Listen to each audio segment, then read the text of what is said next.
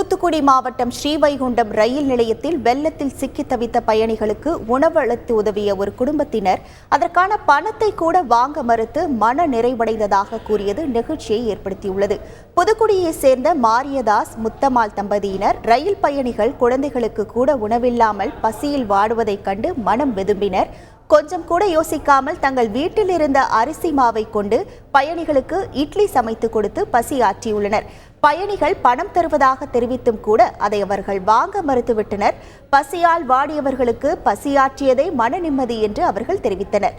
அதிலும் குறிப்பாக வீட்டில் இன்னும் பொருட்கள் இருந்திருந்தால் மேலும் பலருக்கு உணவளித்திருப்போம் என்று கூறியது இந்த காலத்திலும் இப்படிப்பட்ட மனிதர்களா என்று நம்மை கலங்க வைத்துவிட்டது.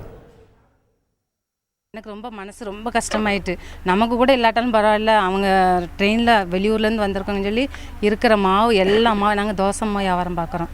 இருக்கிற அவ்வளோ மாவும் எங்களால் முடிஞ்சது அவ்வளோ பேருக்கும் அவிச்சு வீட்டுக்குன்னு சாம்பார் வச்சுருந்தது அது அவங்களுக்கு இருக்கிறத கொடுத்துரும்.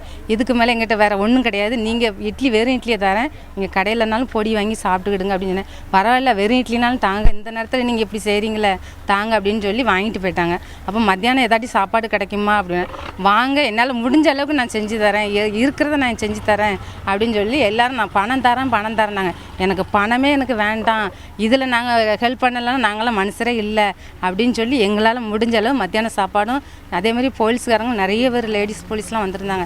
அவங்களும் இங்கே நாங்கள் சாப்பாடு கொடுக்கன்னு சொல்லி அவங்களும் வந்து கேட்டாங்க. அவங்களும் தரோம், எங்களுக்கு பணமே வேண்டாம், நீங்கள் எங்களால் முடிஞ்ச கொஞ்சம் அதை தரேன்னு சொல்லி நாங்கள் செஞ்சு கொடுத்தோம். மனசு சந்தோஷமாக இருந்துச்சு அவங்களுக்கு செய்கிறதுக்கு. அப்போ இதில் நமக்கு ஒரு ஹெல்ப் பண்ணதுக்கு நமக்கு இதில் ஒரு வாய்ப்பு கிடச்சிருக்குல்ல அப்படின்ட்டு நான் வேறு எந்த சோர்வுமே இல்லை எனக்கு.